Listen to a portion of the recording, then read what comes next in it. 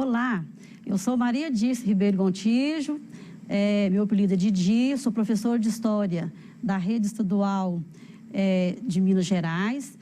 Hoje eu vou estar aqui com você, para mais uma aula e o nosso tema hoje será do mercantilismo ao capitalismo. Na aula anterior, a gente viu a formação dos Estados modernos europeus. A gente viu também que os primeiros países que se formaram e conseguiram formar realmente o Estado Nacional foi a Espanha e Portugal. Na aula de hoje, nós vamos estar entendendo um pouquinho o que foi essa política mercantilista, como que foi esse sistema mercantilista na Europa e que foi depois disseminado para as suas colônias. Nós vamos então, estar vendo as transformações ocorridas nesse período. A gente vai estar vendo a importância das colônias nesse processo, nesse processo do mercantilismo. A gente vai estar vendo também que as bases econômicas para o mundo moderno veio do mercantilismo para hoje estar sendo o nosso capitalismo, que é o regime econômico adotado quase que no mundo inteiro. Aí eu vou fazer uma pergunta para você. Para você, qual que é o valor que o dinheiro tem? Tem várias respostas para isso, porque depende de qual situação em que eu preciso desse dinheiro, de que você precisa desse dinheiro, da sua família precisa desse dinheiro. Aí vamos lá, então. Tem aqui, uma moeda de R$1. E tem aqui uma imagem do tio Patinhas, que é muito popular, que é uma figura, não é isso? Das revistas em quadrinhos, que é uma pessoa que era extremamente capitalista, e que mostra para a gente o tempo todo a afinidade que ele tem para o dinheiro, apesar que ele não gastava quase nada ou não gasta quase nada. Bem, essa pergunta, então, ela pode ser respondida de várias maneiras, porque vai depender realmente como que esse dinheiro é medido. Para mim, ele pode servir para uma coisa, se eu quero comprar uma comida, se eu quero comprar um computador, se eu quero comprar um joguinho de videogame, depende. Então, o dinheiro, na verdade, ele vale segundo o interesse de cada pessoa e de cada momento que ele está vivendo. Aí, você consegue imaginar, se ainda hoje, ao invés da gente ter esse dinheiro, essa moeda, para a gente estar indo no supermercado, para estar indo na loja, na papelaria e comprar o que eu quisesse, se ainda hoje não existisse moeda, papel moeda, e eu tivesse que fazer só trocas? Será como que isso seria, na minha vida, na sua vida, na vida da sua família? Bom, a importância, então, desse momento histórico é descobrir realmente o que esse sistema mercantilista trouxe de base para as nossas, para a nossa forma de comércio, de comercialização e de como essa moeda é colocada hoje, no nosso mundo moderno, na nossa atualidade. Mas aí, então, nós vamos estar vendo aqui, como que os países fizeram para estar acumulando esse dinheiro dentro das suas fronteiras. Quais que foram as características principais que levaram, principalmente, Portugal e Espanha, que a gente vai estar pormenorizando aqui hoje, para estar se enriquecendo. Como foi que esses países, quais foram as formas que esses países arrumaram, para estar ajuntando dinheiro dentro das suas fronteiras? Vamos lá, então. O mercantilismo, então, ele surgiu no século XV, ele vigorou do século XV ao século XVII, e os estados, então, nos estados modernos, que primeiro se centralizaram, que eu já coloquei que é Portugal e Espanha, mas teve outros países na Europa também, como a Itália, a França, que também foram bastante fortes nessa questão do mercantilismo, tá? E aí, então, essas práticas econômicas, né, que o mercantilismo, a palavra já nos fala que ela vem da palavra mercantil, não é isso? Que é de mercado, que é de comércio, ela, então, é que vai dar todas as bases para o nosso capitalismo, né, na atualidade. Trouxe uma figura ali bastante interessante, né? Um gifzinho que mostra, né, o quanto era importante eu ter metais preciosos dentro da minha fronteira. O mercantilismo, então, né, essa proposta, né, de sistema, ele acreditava que quanto mais, né, metais preciosos, principalmente ouro e prata, eu tivesse dentro das minhas fronteiras, mais rico e mais poder eu teria. Né? Por isso, então, a busca, né, incessante, né, de metais preciosos. Mas, para isso, eles teriam que estar, né, fazendo colonização de alguns territórios para estar, né, conseguindo adquirir esses metais, né, que eles tanto desejavam. Nós vamos ver aqui agora, então, né, como que esses estados usavam, né, para lucrar financeiramente e como que eles exploravam, né, esses territórios, essas colônias que eles, né, conseguiram colonizar. Bom, as características, então, do mercantilismo, né, eu poderia dizer para você que os reis, né, na verdade, quando formou os estados nacionais, esses reis, eles tiveram o apoio da burguesia mercantilista. Essa burguesia foi quem? Foi uma classe, uma nova classe que surgiu lá, né, com o fim do feudalismo, né, o senhor feudal. Ele, então, foi aquela classe que surgiu através do comércio, depois das cruzadas, tá certo?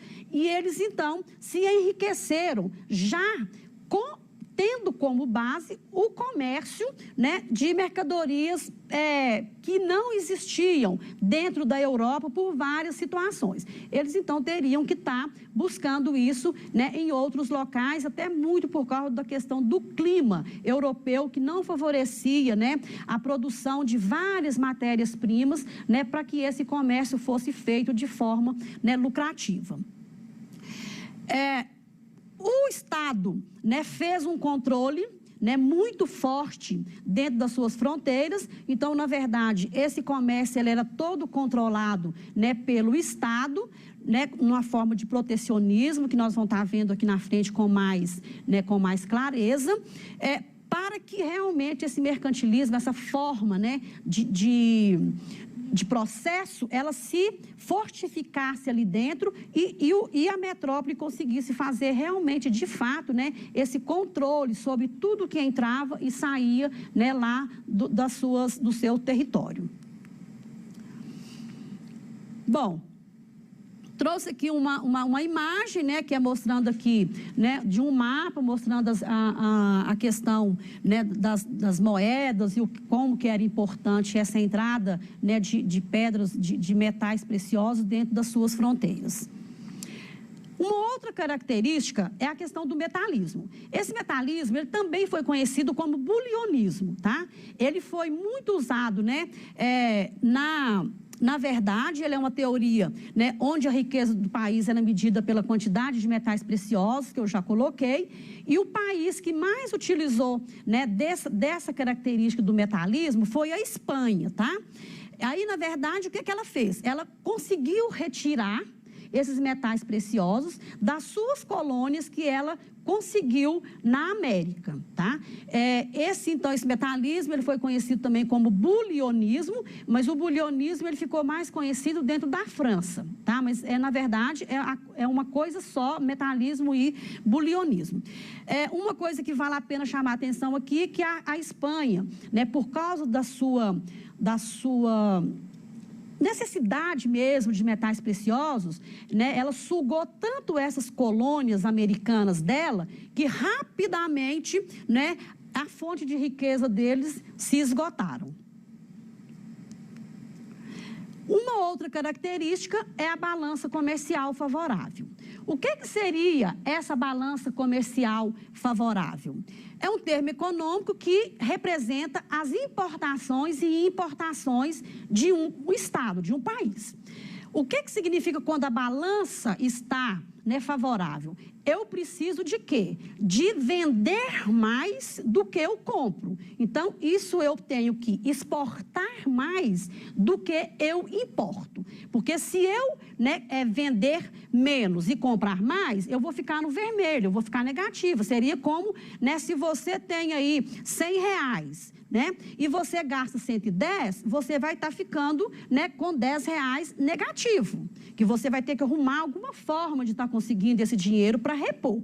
Mas se eu tenho R$100 e eu ganho mais 50, eu vou ter 150, né? Então, aí eu vou ter o quê? Um dinheiro a mais, né, do que o que eu estava devendo. Então, eu tenho que ter o equilíbrio entre o exportar, o gastar e o importar, ou seria o que eu vou comprar. Aqui tem uma gravura, uma imagem muito interessante, né, que mostra para vocês, né, para você a questão da importação e das exportações, que essa balança, para ela ser favorável, ela tem que, né, realmente ficar vendendo mais, a exportação tem que estar sempre acima da importação. Uma outra característica é o protecionismo. A própria palavra já nos remete o quê? Proteção de alguma coisa. Aqui, no caso, seria, né, o Estado, ele faz, né, a proteção das suas fronteiras. Aqui, isso significa o quê? Que as barreiras alfandegárias, né, elas são postas dentro do Estado, aumentando as tarifas de tudo que eu compro, tá? Tudo que eu vou comprar, né, eu preciso estar olhando essas tarifas. E as minhas tarifas também, né, para eu exportar, também precisam ser, né, todas equilibradas, tá? E no caso aqui, né, seria o quê? O protecionismo seria o Estado proibir, né, de exportar matérias-primas. As suas colônias, elas eram proibidas de exportar suas matérias-primas para outros países que não fosse aquele, né, que no caso é a sua metrópole.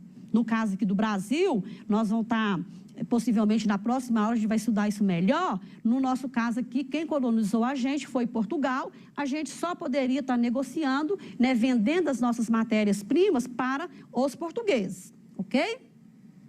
E aí, então, claro que essas matérias-primas, né, eu podendo estar só negociando com a minha metrópole, essa metrópole, ela ia se enriquecer, né, rapidamente, ganhando muito dinheiro, porque ela ia o quê? Manufaturar essas matérias-primas e retornava isso daí, né, com uma forma de lucro muito grande para os seus colonos. Uma outra característica é o monopólio. Esse monopólio, né, eu até já comecei a explicar aqui, que seria o quê? Né? Cada governo, cada estado, né, colocou essa lei de monopolizar tudo que era produzido dentro das colônias. Nada que produzia ali, eu poderia estar pensando, né, em vender, né, ou comercializar com qualquer outro país que não fosse a sua metrópole de origem. Tá? Essa burguesia, então, ela tinha, na verdade, um exclusivismo de compra dessas matérias-primas. Né? Isso é muito sério. Seria eu fazer um trabalho e só tem uma pessoa que pode olhar, ver e gostar do meu trabalho e colocar o preço que ela quiser por aquilo. Né? E isso, pela lógica, não é o correto, porque está sendo desleal a minha concorrência, né, ou a valorização do meu trabalho, da minha matéria-prima.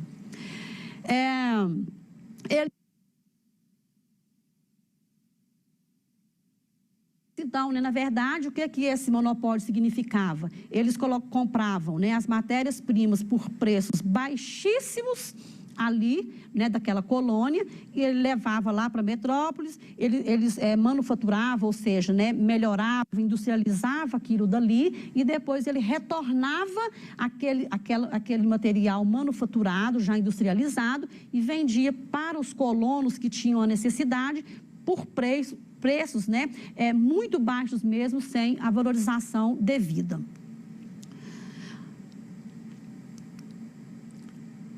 E uma outra característica seria a questão da posse das colônias, né?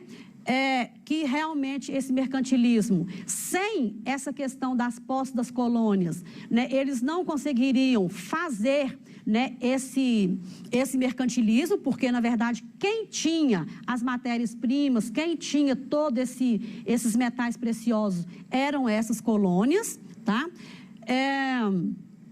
Aí, Portugal e Espanha, então, foi realmente os dois países, né, que exploraram, né, muito as nossas colônias americanas, inclusive o Brasil, né, foi uma dessas colônias, né, que foi colonizada pelos portugueses até, né, lá no final do século, já início do século XVIII, por aí, tá?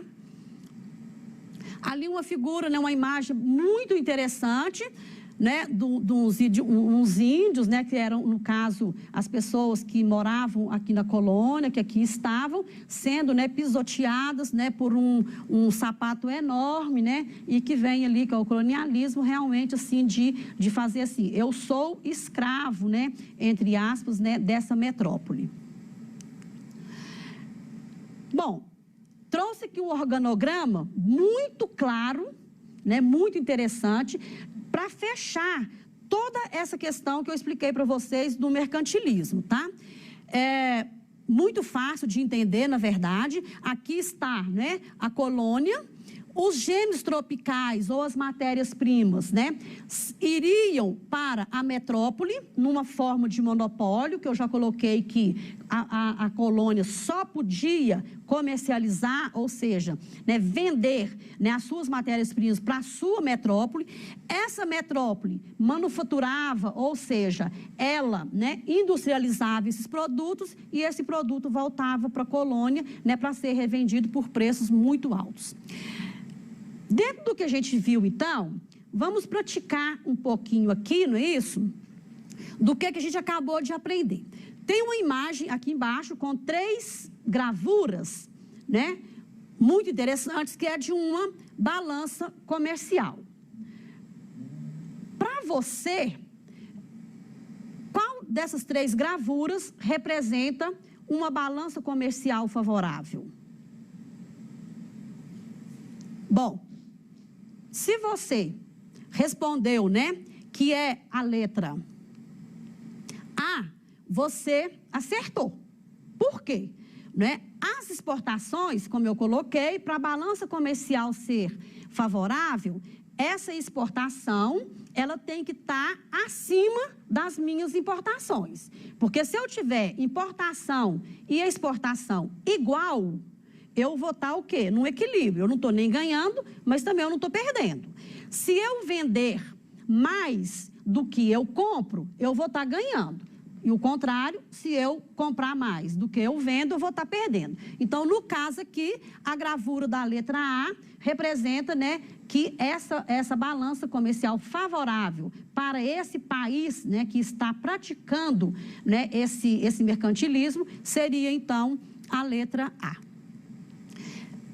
Retomando aqui, então, né, eu vou deixar para você fazer lá na sua casa, você faz no seu caderno, para depois você levar, né, para estar discutindo lá com o seu professor, com os seus colegas, né? Eu gostaria, então, que você voltasse, né, aí na questão, você pesquise na internet, no seu livro didático, se você tiver, né, peça ajuda ao seu pai, à sua mãe, ou ao seu responsável por você, e aí você vai pegar e completar, fazer uma lista com 10 palavras ou temas, né, que a gente viu aqui, né, durante essa aula. Aí eu já deixei aqui umas dicas, né, para você, que se você tiver conseguido colocar pelo menos 5 das 10 palavras que eu te falei, para você discutir com os seus professores, você está de parabéns, tá? Se não, leve as que você achou, né, além dessas daqui, que vai dar uma discussão bem legal também. A nossa aula, então, de hoje está terminando. Eu espero que em breve a gente vai estar aqui de volta, com certeza, mas também torço para que essa pandemia passe logo e que vocês retornem para a sua escola. Mas, enquanto isso, fica em casa, tá? Porque é essa forma que a gente vai estar se prevenindo e ajudando realmente que cada vez, né, seja mais rápido essa volta às aulas. Na nossa próxima aula, nós vamos estar vendo como que, né, foi essa chegada dos portugueses e espanhóis aqui na América, estudando um pouco melhor como que vai ser esse encontro desses dois mundos aqui, né, nesse novo mundo que eles deram como uma descoberta. Então, obrigada e até a próxima aula.